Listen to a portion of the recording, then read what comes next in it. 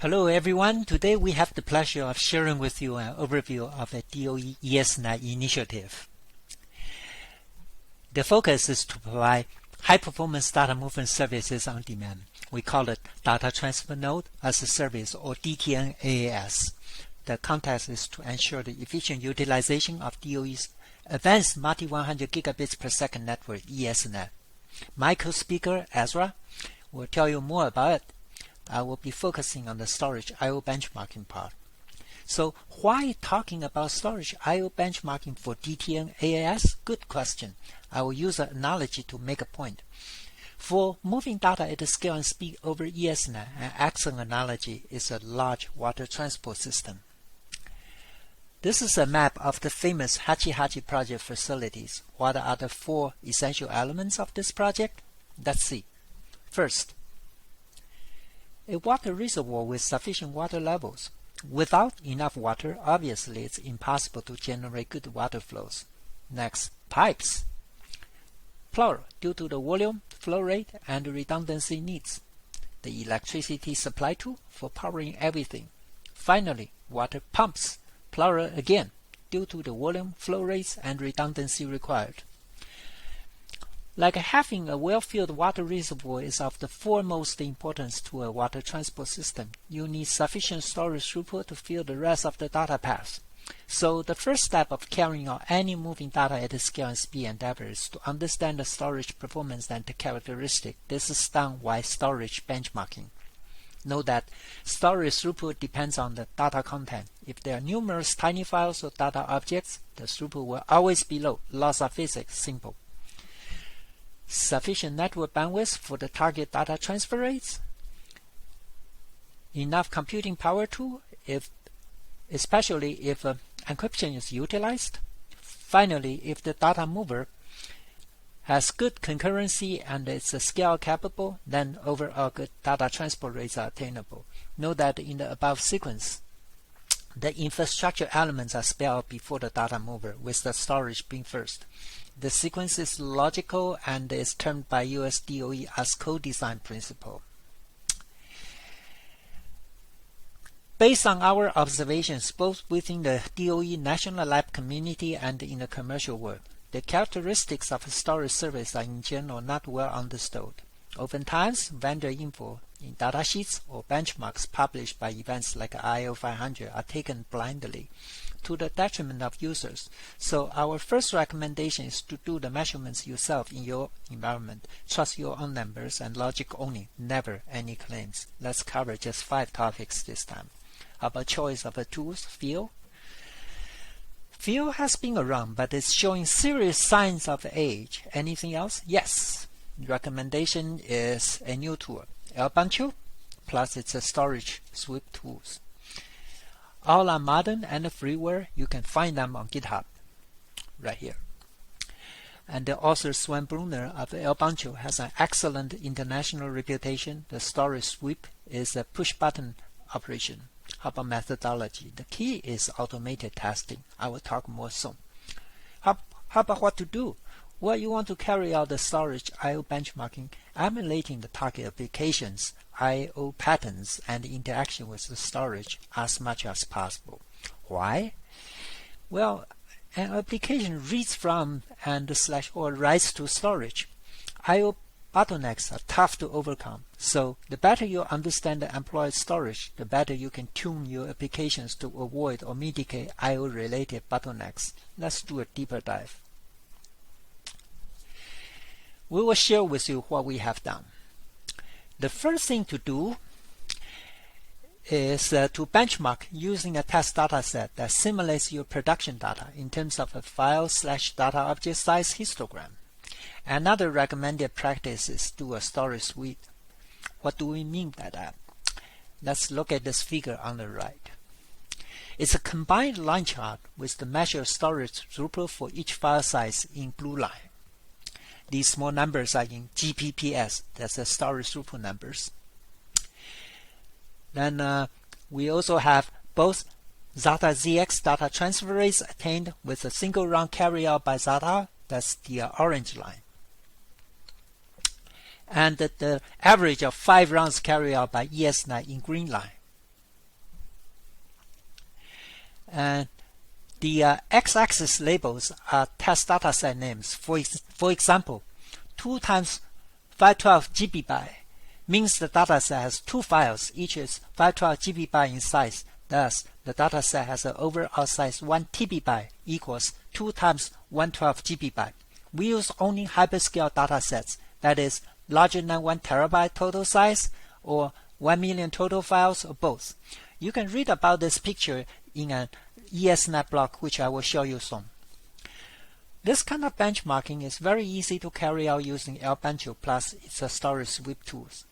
The GitHub repository contains everything that you can use as is or customize for your special needs. The storage sweep is convenient to do, very economical in disk space usage, and matches the modern scale storage and the multiple storage client deployments very well. We encourage you to use it. We also recommend you to review these references. Data movement categories. This is a Slack technical note. It enables you to map your data movement task to one of the 4 categories. Then you are empowered to choose the right tool to get your job done right and faster. Zettar ZX evaluation for ESnet DTNs. And this is a project report that Ezra and I have co-authored. It contains more details and descriptions of selected best practices. Then the 100G DTN experiment, testing technologies for next generation file transfer. This ESnet blog is a great short intro to the above report. Then LBencho, here is a GitHub URL, and the LBencho storage sweep tools. Here is a URL too. I now will invite my co-speaker Ezra to share with you more. Please welcome him. Thank you. Well, thank you, Ching, for setting me up for part 2 of our presentation. With the important topic of storage benchmarking covered, I want to now spend a few minutes describing the DTN as a service concept and some details of our testbed evaluation of data mover software. So to begin, a data transfer node, or DTN, these are systems that are designed to provide optimized data transfers over high-performance networks and frequently tuned and optimized for the wide area. There is, in real-world deployments, a lot of variety in DTN systems and the different integration strategies that exist, and that leads us to the fact that DTN maintenance, configuration, tasks, and tuning have traditionally required a certain amount of expertise to get right. So with DTN as a service, a key idea is to provide a framework for deploying DTNs in a more consistent and managed way that can be more automatically optimized for the given network infrastructure over which the data transfer endpoints are deployed. And the idea there is that we want to reduce some of that expertise burden for what we would consider a common set of use cases. But what is then needed is some framework to meet the needs of DTN-specific deployments. And what I want to do is touch on a few aspects that we've been investigating, and that's diagrammed here on this slide. So the first of these is having data mover software running in containers. And containerization approaches such as the well-known Docker platform allow us to package software and deploy it easily, and do so in a reproducible manner across any number of DTNs that are under our control. The second aspect is that of container performance, and specifically optimizing for both storage and network I/O that DTNs rely on. So one approach is to have a local agent process manage the specific container options needed to support high throughput network interfaces and storage volumes that are attached to the running containers. A third aspect is that we need to support flexible configuration and tuning. This includes things like the discovery and advertisement of DTN host capabilities in terms of available resources. What we've developed is a controller component that has to work in tandem with the host local agents, and together they ensure that resources are partitioned and allocated to containers appropriately for the given service configurations. And then finally, service orchestration is this high-level task of determining where to provision data movers and whether service requests can be met given the state of the resources already allocated in the system. So taken together, what we have is this architecture that provides a prototype framework within which we are able to create and launch data transfer endpoints in a flexible manner. So in order to evaluate data movers and DTN as a service, what we did is, for both the storage benchmarking that Ching described and the DTN as a service evaluation, we made use of the ESnet testbed. And the idea here is that it provides a high-performance network research environment for doing things like evaluating experimental protocols, different control plane approaches, or different applications or middlewares. And the testbed itself includes a number of capable DTN hosts with dual-socket CPUs, lots of RAM in each of these hosts, and also NVMe solid-state drives, or SSDs. And in our usage, we had 8 SSDs configured using Intel VRock in a striping configuration, and the idea there was to try and achieve as close to 100 gig disk-to-disk transfers as we could with the drives that were available to us. The ESnet testbed also provides network connectivity as both a 10 gig overlay over the production network and supports a dedicated 100 gig pass between Berkeley Lab and Starlight in Chicago. So our evaluation made use of this capability, and as shown in the diagram, this 100 gig pass is configured as an approximately 90 millisecond round-trip time loop between the two sites and connects the two DTN hosts that we used in our evaluation. And that effectively allowed us to reproduce representative wide area network conditions. And in terms of software environment, all of our transfer and benchmarking applications were run inside of Docker containers as described in the DTN as a service approach. And then we used appropriate host tuning, network namespaces, and we made sure to expose the necessary system privileges required by the services that are running inside the containers. So in terms of an evaluation, one of the key objectives of the work was to explore the use of data movers for DTN as a service. And again, as mentioned by Chin, one of the first steps was to understand how to properly tune the software so that it performed well over a variety of data sets. Thus, our testing methodology involved both storage and network benchmarking that would allow for improved efficiency given the characteristics of the DTNs themselves.